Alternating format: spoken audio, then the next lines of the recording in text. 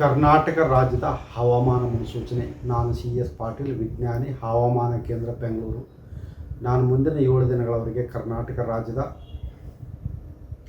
ಹವಾಮಾನದ ಮುನ್ಸೂಚನೆಯನ್ನು ಸಂಕ್ಷಿಪ್ತವಾಗಿ ವಿವರಿಸುತ್ತೇನೆ. ಇಂದು ಕರಾವಳಿ ಜಿಲ್ಲೆಗಳಲ್ಲಿ ವ್ಯಾಪಕವಾಗಿ, ಉತ್ತರ ಹಾಗೂ ದಕ್ಷಿಣ ಒಳನಾಡಿನ ಜಿಲ್ಲೆಗಳಲ್ಲಿ ಹಲವು ಕಡೆ ಮಳೆಯಾಗಿದೆ. ಮಳೆಯ ಜೊತೆಗೆ ಗುಡುಗು ಮಿಂಚು ಹಾಗೂ ಬಿರುಗಾಳಿಯ ವೇಗ ಪ್ರತಿ ಗಂಟೆಗೆ 30 ರಿಂದ 40 ಕಿಲೋಮೀಟರ್ ದಾಖಲಾಗಿದೆ. ಪ್ರಮುಖವಾಗಿ ಜೊಯ್ಡಾ ಉತ್ತರ ಕನ್ನಡ ಜಿಲ್ಲೆಯಲ್ಲಿ 6 ಸೆಂಟಿಮೀಟರ್, ಕೊಡಗಿನಲ್ಲಿ 3 ಸೆಂಟಿಮೀಟರ್, ಬೀದರ್ನಲ್ಲಿ 7 ಸೆಂಟಿಮೀಟರ್ ದಾಖಲಾಗಿದೆ. ಕಲಬುರಗಿಯಲ್ಲಿ ಗರಿಷ್ಠ ಉಷ್ಣಾಂಶ 41 ಡಿಗ್ರಿ ಸೆಲ್ಸಿಯಸ್ಸು, ಕಾರವಾರನಲ್ಲಿ 37 ಡಿಗ್ರಿ ಸೆಲ್ಸಿಯಸ್ಸು, ಬೆಂಗಳೂರಿನಲ್ಲಿ 34 ಡಿಗ್ರಿ ಸೆಲ್ಸಿಯಸ್ಸು ಗರಿಷ್ಠ ಉಷ್ಣಾಂಶ ದಾಖಲಾಗಿದೆ. ಈಗಿರುವ ಹವಾಮಾನದ ಸಿನಾಪ್ಟಿಕ್ ಸ್ಥಿತಿ ಏನೆಂದರೆ, ಬಂಗಾಳ ಉಪಸಾಗರದ ನೈಋತ್ಯ ಭಾಗದಲ್ಲಿ ವಾಯುಭಾರ ಕುಸಿತವಾಗಿದ್ದು, ಅದರ ಜೊತೆಗೆ ಸರ್ಕ್ಯುಲೇಷನ್ ಕೂಡ 5.8 ಕಿಲೋಮೀಟರ್ ಎತ್ತರದವರೆಗೆ ಇದೆ. ಇದರ ಪ್ರಭಾವದಿಂದ ಕರ್ನಾಟಕದ ದಕ್ಷಿಣ ಒಳನಾಡಿನ ಜಿಲ್ಲೆಗಳಲ್ಲಿ ಮೇ 15, 16 ಹಾಗೂ 17ರಂದು ಪ್ರಮುಖವಾಗಿ ಶಿವಮೊಗ್ಗ, ಚಿಕ್ಕಮಗಳೂರು, ಹಾಸನ, ಕೊಡಗು, ಮೈಸೂರು, ಚಾಮರಾಜನಗರ, ಮಂಡ್ಯ, ರಾಮನಗರ, ತುಮಕೂರು, ಚಿಕ್ಕಬಳ್ಳಾಪುರ, ಬೆಂಗಳೂರು ಹಾಗೂ ಕೋಲಾರ ಜಿಲ್ಲೆಗಳಲ್ಲಿ ಹಲವು ಕಡೆ ಅಂದರೆ 50%ಕ್ಕಿಂತ ಕಡಿಮೆ ಪ್ರದೇಶದಲ್ಲಿ ಮಳೆಯಾಗುವ ಹೆಚ್ಚಿನ ಸಾಧ್ಯತೆ ಇದೆ. ಮಳೆಯ ಜೊತೆಗೆ ಬಿರುಗಾಳಿ ವೇಗ ಪ್ರತಿ ಗಂಟೆಗೆ 40 ರಿಂದ 50 ಕಿಲೋಮೀಟರ್ ಇರುವ ಹೆಚ್ಚಿನ ಸಾಧ್ಯತೆ ಇದೆ. ಚಿತ್ರದುರ್ಗ, ದಾವಣಗೆರೆ, ಬಳ್ಳಾರಿ ಹಾಗೂ ವಿಜಯನಗರ ಜಿಲ್ಲೆಗಳಲ್ಲಿ ಕೆಲವು ಕಡೆ ಮಾತ್ರ ಹಗುರವಾಗಿ ಮಳೆಯಾಗುವ ಹೆಚ್ಚಿನ ಸಾಧ್ಯತೆ ಇದೆ. ಬೆಂಗಳೂರಿನಲ್ಲಿ ಮೇ 15 ಹಾಗೂ 16ರಂದು ಕೆಲವು ಕಡೆ ಗುಡುಗು ಮಿಂಚು ಸಮೇತವಾಗಿ ಹಗುರದಿಂದ ಸಾಧಾರಣವಾಗಿ ಮಳೆಯಾಗುವ ಹೆಚ್ಚಿನ ಸಾಧ್ಯತೆ ಇದೆ.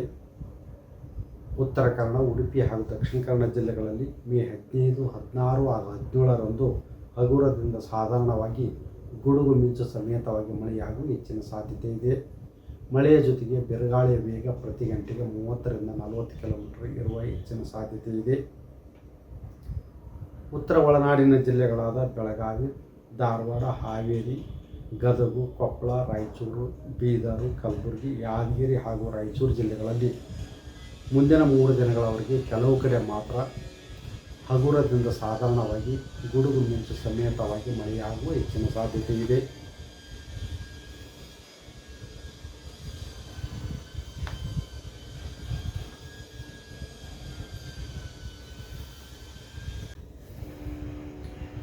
ಕರ್ನಾಟಕ ರಾಜ್ಯದ ಹವಾಮಾನ ಮುನ್ಸೂಚನೆ. ನಾನು CS ಪಾಟೀಲ್, ವಿಜ್ಞಾನಿ, ಹವಾಮಾನ ಕೇಂದ್ರ, ಬೆಂಗಳೂರು.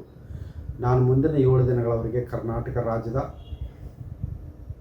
ಹವಾಮಾನದ ಮುನ್ಸೂಚನೆಯನ್ನು ಸಂಕ್ಷಿಪ್ತವಾಗಿ ವಿವರಿಸುತ್ತೇನೆ. ಇಂದು ಕರಾವಳಿ ಜಿಲ್ಲೆಗಳಲ್ಲಿ ವ್ಯಾಪಕವಾಗಿ, ಉತ್ತರ ಹಾಗೂ ದಕ್ಷಿಣ ಒಳನಾಡಿನ ಜಿಲ್ಲೆಗಳಲ್ಲಿ ಹಲವು ಕಡೆ ಮಳೆಯಾಗಿದೆ. ಮಳೆಯ ಜೊತೆಗೆ ಗುಡುಗು ಮಿಂಚು ಹಾಗೂ ಬಿರುಗಾಳಿಯ ವೇಗ ಪ್ರತಿ ಗಂಟೆಗೆ 30 ರಿಂದ 40 ಕಿಲೋಮೀಟರ್ ದಾಖಲಾಗಿದೆ. ಪ್ರಮುಖವಾಗಿ ಜೊಯ್ಡಾ ಉತ್ತರ ಕನ್ನಡ ಜಿಲ್ಲೆಯಲ್ಲಿ 6 ಸೆಂಟಿಮೀಟರ್, ಕೊಡಗಿನಲ್ಲಿ 3 ಸೆಂಟಿಮೀಟರ್, ಬೀದರ್ನಲ್ಲಿ 7 ಸೆಂಟಿಮೀಟರ್ ದಾಖಲಾಗಿದೆ. ಕಲಬುರಗಿಯಲ್ಲಿ ಗರಿಷ್ಠ ಉಷ್ಣಾಂಶ 41 ಡಿಗ್ರಿ ಸೆಲ್ಸಿಯಸ್ಸು, ಕಾರವಾರನಲ್ಲಿ 37 ಡಿಗ್ರಿ ಸೆಲ್ಸಿಯಸ್ಸು, ಬೆಂಗಳೂರಿನಲ್ಲಿ 34 ಡಿಗ್ರಿ ಸೆಲ್ಸಿಯಸ್ಸು ಗರಿಷ್ಠ ಉಷ್ಣಾಂಶ ದಾಖಲಾಗಿದೆ.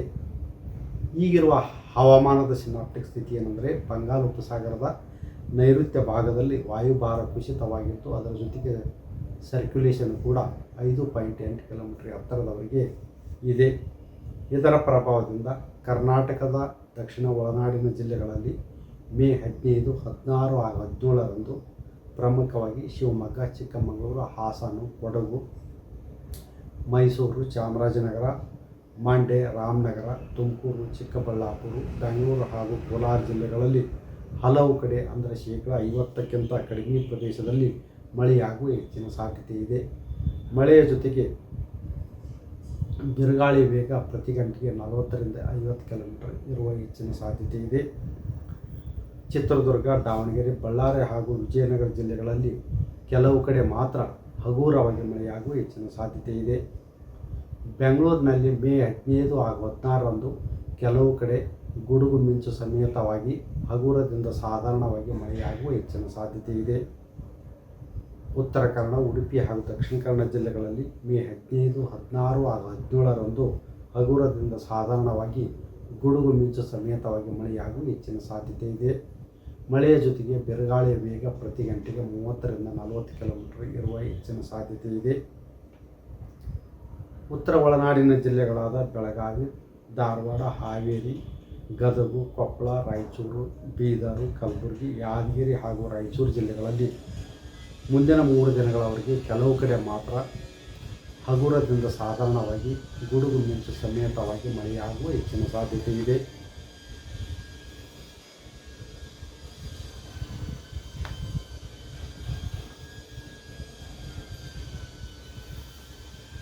ಹೆಚ್ಚಿನ ವಿಡಿಯೋಗಳಿಗೆ ಪ್ರತಿಧ್ವನಿ ಯೂಟ್ಯೂಬ್ ಚಾನೆಲ್ ಸಬ್ಸ್ಕ್ರೈಬ್ ಮಾಡಿ, ಬೆಲ್ ಐಕಾನ್ ಕ್ಲಿಕ್ ಮಾಡಿ.